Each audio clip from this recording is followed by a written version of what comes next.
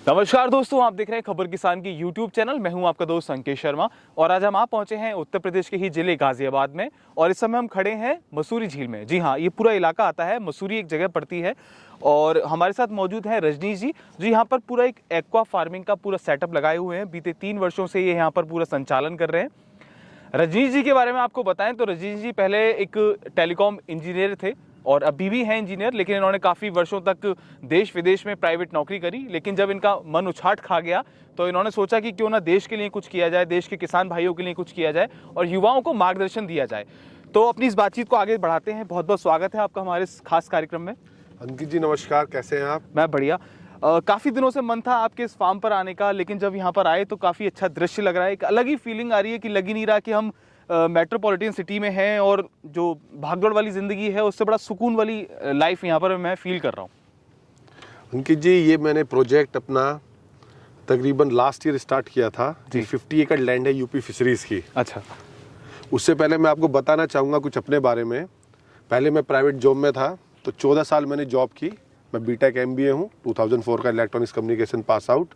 तो 14 साल एक लंबी जर्नी इंडिया और इंडिया से बाहर जॉब करने के बाद मेरे को रियलाइज़ हुआ कि कुछ अलग करा जाए, कुछ लीग से हटके करा जाए। तो काफ़ी सारी हर्डल्स आई जब ऐसा सोचा भी कि कैसे उसे हम पूरा कर पाएंगे, नहीं कर पाएंगे। फिर 2017 में डिसीजन लिया। 18 मई में मैंने फ़िश फार्मिंग स्टार्ट की 12 एकड़ से अपने पैतृक गाँव पतला में। 6 एकड़ मेरी अपनी लैंड थी, 6 एकड़ मैंने फार्मर से लीज पे ली। अच्छा। तो 12 एकड़ से फार्मिंग स्टार्ट कर दी विद फुल एनर्जी और अभी मैं तकरीबन 100 एकड़ में फार्मिंग कर रहा हूँ with A 3 year of span of time. तो मतलब ऐसा सोचा कैसे? जैसे आप कुछ और भी कर सकते थे, कुछ अगर आप टेलीकॉम इंडस्ट्री से आते थे तो कुछ और बिजनेस स्टार्टअप कर सकते थे जिस चीज़ की आपने पढ़ाई करी, और ये बिल्कुल आपको लगा नहीं कि आपके लिए एक अलग चीज़ है? कैसे इसमें आना हुआ? मैं टेलीकॉम में जॉब करता था तो वो सर्विस इंडस्ट्री थी जी। सर्विस इंडस्ट्री में सबसे बड़ा हर्डल क्या रहता है? पेमेंट का। उनका ज़्यादातर मिनिमम 90 डेज का तो मिनिमम टर्म एंड कंडीशन। आप किसी भी सर्विस इंडस्ट्री में काम कीजिए तो एक पेमेंट सबसे बड़ा कैच था उनका जी। और मेरा इंटरेस्ट था कि कहीं ना कहीं मैं, हमारा देश भी एग्रीकल्चर प्रधान देश है, कि एग्रीकल्चर में जुड़ा जाए। एग्रीकल्चर में बाद में मैंने जब बाइफरगेट किया तो एक्वाकल्चर में आया। अच्छा। कि एग्रीकल्चर में कुछ करें तो हम कहीं ना कहीं community, country, employment, nation, protein, energy, बहुत से लोगों के लिए कुछ ना कुछ सारे लोग डायरेक्ट इनडायरेक्ट एम्प्लॉयमेंट जनरेट कर पाएंगे जी।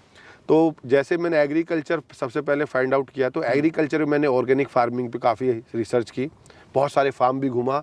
तो वहाँ पे मैंने कैच क्या पाया, ऑर्गेनिक फार्मिंग में आपको एक एलाइट कस्टमर चाहिए। हर बंदा 200 रुपये किलो का टमाटर नहीं खरीद सकता, कर पाएगा। हमारी कंट्री की पॉपुलेशन, हमारी per capita income, per capita consumption, expense देखते हुए फिर मैंने डेयरी फार्मिंग में काफ़ी R&D की। डेयरी फार्मिंग अच्छा प्रोजेक्ट है लेकिन बहुत मेहनत है, आपको बहुत मेहनत करनी पड़ेगी। तत्पश्चात मैंने दूसरे जैसे पोल्ट्री हुआ, पिग फार्मिंग हुआ, पर्ल फार्मिंग हुआ, सारे फार्म, सारे प्रोजेक्ट्स डे बाय डे में कुछ कुछ करता रहा। उसमें बहुत सारे फार्म घूमे, बहुत सारे फार्मर्स की फेलियर सक्सेस स्टोरी को जानने की कोशिश करी। तो मैंने ये पाया एक्वाकल्चर या फिश फार्मिंग में, तो सबसे ज़्यादा उसमें मैंने ये पाया कि इस वाले बिजनेस में आप है ना अपनी क्रॉप को होल्ड कर सकते हैं। अच्छा। बाकी किसी में नहीं कर सकते, जो यूनिक प्राइस था। क्योंकि आपको कोई भी एक्टिविटी करनी हो, चाहे वो सर्विस इंडस्ट्री की हो, चाहे फार्मिंग की, तो जब तक आपको वाई क्लियर नहीं होगा कि मैं फिश फार्मिंग क्यों करूं, जब तक वाई क्लियर नहीं होगा तब तक आपको नहीं करना, आप कर ही नहीं पाओगे ना, सक्सेस मिल पाएगी। तो मैं इसको वाई के कारण आपको शेयर करता हूं। सबसे पहले तो पूरी कंट्री में डिमांड सप्लाई का एक बहुत बड़ा डेफिसिट, एक गैप है। अच्छा। हमारे माननीय प्रधानमंत्री जी ने भी 2020 से 2025 तक प्रधानमंत्री मत्स्य संपदा योजना चलाई है कि आत्मनिर्भर भारत बने, आत्मनिर्भर किसान बने, जिसमें कि 5 साल में 20,000 करोड़ इन्फ्यूज हो रहे हैं इस इंडस्ट्री में, जो कि एक बहुत बड़ा अमाउंट है। दूसरा, डिमांड सप्लाई तो एक कारण हो गया। दूसरा, ये काम आपका ऑपरेशनल कॉस्ट सेंट्रिक है। आप कोई भी बिजनेस करो तो सबसे पहले आपको ह्यूज कैपिटल इन्वेस्ट करनी पड़ेगी। इस बिजनेस में ऐसा नहीं, सेटअप खड़ा करने के लिए इसमें आपका पूरा बिजनेस ही आपका ऑपरेशनल कॉस्ट सेंट्रिक बिजनेस था। GST एग्जेम्प्टेड है। अच्छा। लेबर सेंट्रिक नहीं है।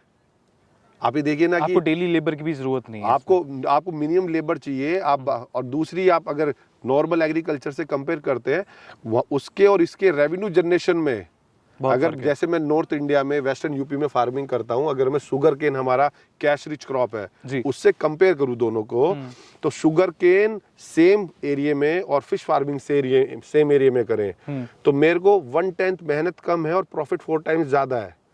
बट ये जो फिश फार्मिंग है दैट इज फिश इंडस्ट्री, मैं ऐसा बोलना चाहूंगा।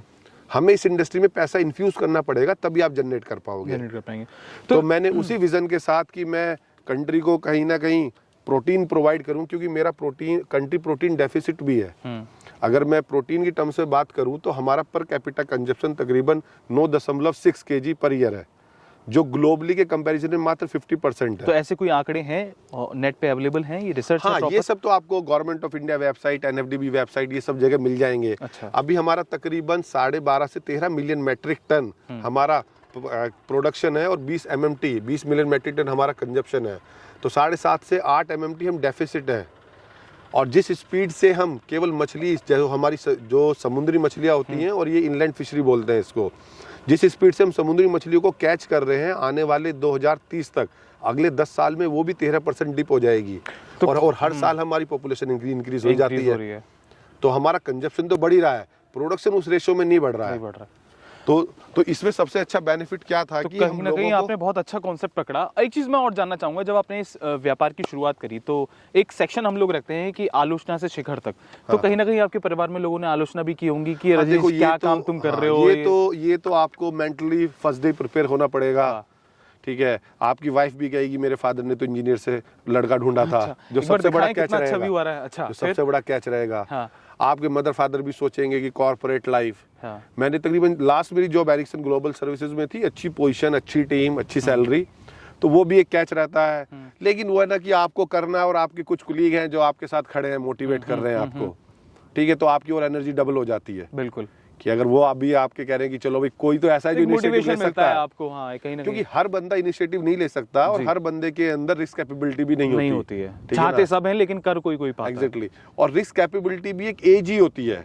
अगर आप 45 के बाद सोचें आप रिस्क लेना चाहेंगे तो आप नहीं ले पाएंगे, बहुत चांसेस कम राइट? होते हैं। तो Liabilities बहुत होती हैं आपके आप इनिशियल लेवल पे भी, या तो आपका कोई ऑनगोइंग बिजनेस है, आपको कोई भी बिजनेस स्टार्ट करने के लिए फंड भी चाहिए, तो ये सारे पैरामीटर्स, पूरे dos don'ts, merits demerits analyse सबको करने के लेकर बाद चलना पड़ता है। गांव फिर में decision मेरे चाचा कजन बोले कि हो सकता है कुछ मेंटली डिस्टर्ब हो, डॉक्टर के दिखाया जाए। अच्छा, ऐसा भी ठीक है ना, अच्छी खासी जॉब छोड़ के ये गांव में खेती करेगा, ठीक है, खेती भी मछली पालेगा, कोई कहता है ये तो मछली हत्या कर देगा, पाप है, हाँ। हम तो इसको खाना खिलाते हैं। तो ये सारे तो आएंगे ही जब आप अच्छा काम Hurdles करोगे। होते लेकिन over a period of time जब आप कुछ अच्छा करते हैं, आपको रिकॉग्निशन मिलता है। अभी मैं रिसेंटली एनएफडीबी ने बेस्ट एंटरप्रेन्योर मेरे को सेलेक्ट किया है, बहुत शुभकामनाएं आपको। थैंक्स। तो अब क्या, जब आप करते हैं तो फिर लोग बाग आपसे जुड़ते हैं। पैरेलली फिर मैंने ग्रेजुअली धीरे धीरे लोगों को पढ़ाना स्टार्ट किया। तो लास्ट आप के खुद उनके आइडल बनकर, उनकी प्रेरणा बनकर आप निकल गए। हाँ, तो मैंने जितने भी फार्म घूमा शर्मा जी, मैंने देखा कि फार्मर्स को एजुकेशन की सबसे बड़ी प्रॉब्लम है। तो मैंने 1-1.25 साल पहले अपना यूट्यूब चैनल बनाया, बहुत बढ़िया।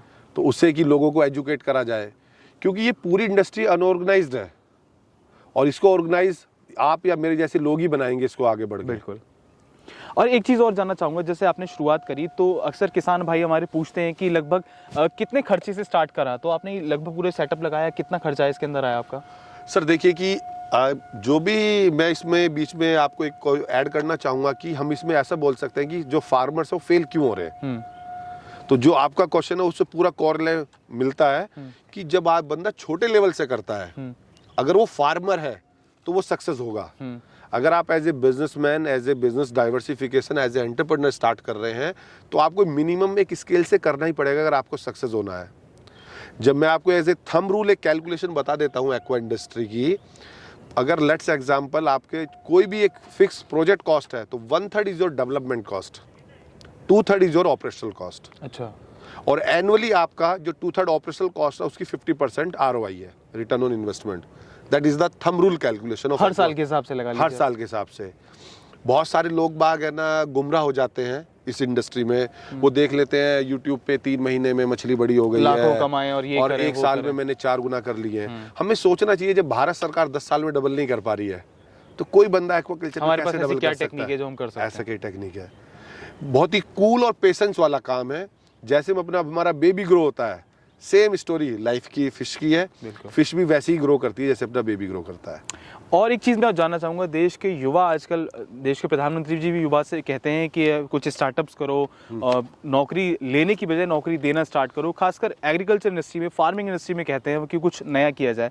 तो देश के युवाओं को क्या संदेश देना चाहेंगे जो छोटी नौकरी के चक्कर में अपने गाँव से पलायन कर रहे हैं और गाँव की ज़मीन को अपना देख ही नहीं रहे हैं, तो उनको क्या संदेश देना चाहेंगे? क्या वो इस तरीके का अपना छोटा सेटअप स्टार्ट करे, जैविक खेती करना स्टार्ट करे? आपका क्या संदेश है उनको? अभी हमारे गवर्नमेंट का भी जो प्रधानमंत्री मत्स्य योजना है उसमें इतना फोकस है, तो जो कोई बंदा छोटी लेवल पे जॉब कर रहा है और उसे कुछ नया स्टार्टअप करना चाहता है, वो एक्वाकल्चर ऑप्शन ऑप्ट करे।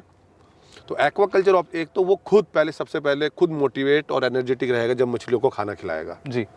दूसरा, वो एम्प्लॉयमेंट जनरेट तो कर ही रहा है, चाहे वो एक बंदे का एम्प्लॉयमेंट जनरेट करे चाहे 10 बंदों का करे।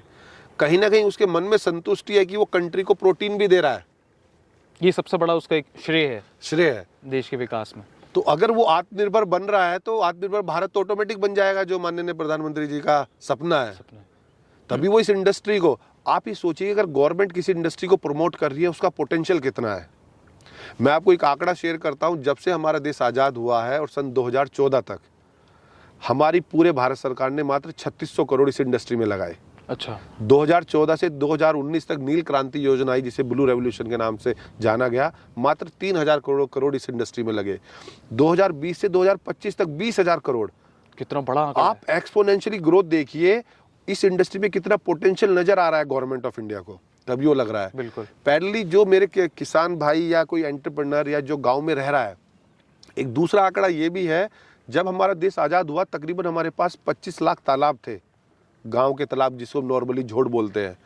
2017 में वो दोबारा सर्वे कराया गया इरिगेशन डिपार्टमेंट द्वारा, वो 5 लाख बचे हैं। लोगों ने बंद कर दिए, एनक्रोचमेंट हो गए, किसी ने करा नहीं, जल स्तर भी घट गया उससे। जिसका कारण लास्ट के 10 साल में जो पानी 20 फुट में मिलता था अब 200 फुट में मिलता है। अगला वर्ल्ड वार पानी ही करेगा। बिल्कुल।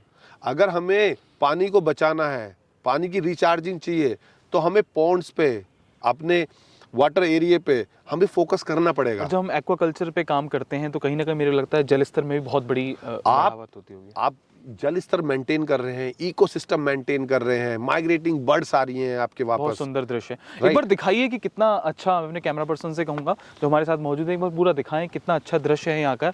और आप भी आकर रजनी जी से ट्रेनिंग ले सकते हैं एक्वा फार्मिंग, एक्वाकल्चर को लेकर, फिश फार्मिंग को लेकर।